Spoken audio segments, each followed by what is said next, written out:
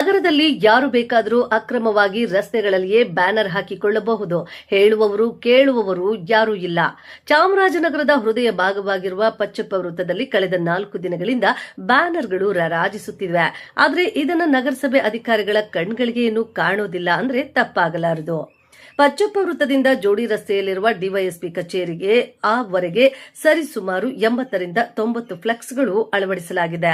ಜೋಡಿ ರಸ್ತೆಯಲ್ಲಿ ಫ್ಲೆಕ್ಸ್ನಿಂದ ಸಂಚಾರಕ್ಕೆ ಉಂಟಾಗುವ ಕಿರಿಕಿರಿ ಮತ್ತು ಇಲ್ಲಿ ರಸ್ತೆಯ ಅಪಘಾತಗಳನ್ನು ನಡೆಯಬಾರದೆಂದು ಉದ್ದೇಶದಿಂದ ನ್ಯಾಯಾಧೀಶರು ಇಲ್ಲಿ ಫ್ಲೆಕ್ಸ್ ಅಳವಡಿಸಲು ನಿರ್ಬಂಧಿಸಿ ಆದೇಶ ಹೊರಡಿಸಿದ್ರು. ಆದರೂ ನ್ಯಾಯಾಧೀಶರ ಆದೇಶಕ್ಕೂ ಕಿಮ್ಮತ್ತಿಲ್ಲ ಎಂದು ಇಲ್ಲಿಯ ವಾತಾವರಣ ನೋಡಿದ್ರೆ ತಿಳಿಯುತ್ತದೆ.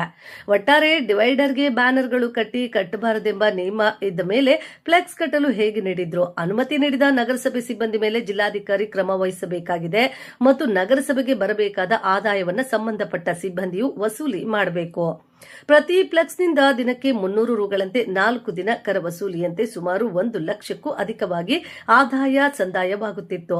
ಆದರೆ ಯಾಕೋ ಏನೋ ಗೊತ್ತಿಲ್ಲ, ಅತ್ತ ನಗರಸಭೆಯವರು ಚಕಾರ ಎತ್ತುತ್ತಿಲ್ಲ, ಇತ್ತ ಫ್ಲೆಕ್ಸ್ ಅಳವಡಿಸಿದವರಿಗೂ ಕಾಳಜಿ ಇಲ್ಲ. ಹಾಗಾಗಿ 4 ದಿನಗಳಿಂದ ರಾರಾಜಿಸುತ್ತಿದ್ದ ಫ್ಲೆಕ್ಸ್ಗಳ ಕರ ವಸೂಲಿ ಮಾಡುವುದರಲ್ಲಿ ನಗರಸಭೆ ಅಥವಾ ಜಿಲ್ಲಾಧಿಕಾರಿಗಳು ಸಫಲತೆ ಪಡೆಯುತ್ತಾದರೂ ಅಥವಾ ಬೇರೆಯವರಿಗೂ ಉಚಿತವಾಗಿ ಬ್ಯಾನರ್ಗಳನ್ನು ಅಳವಡಿಸಲು ಅವಕಾಶ ನೀಡುತ್ತಾರೋ ಕಾದು ನೋಡಬೇಕಾಗಿದೆ.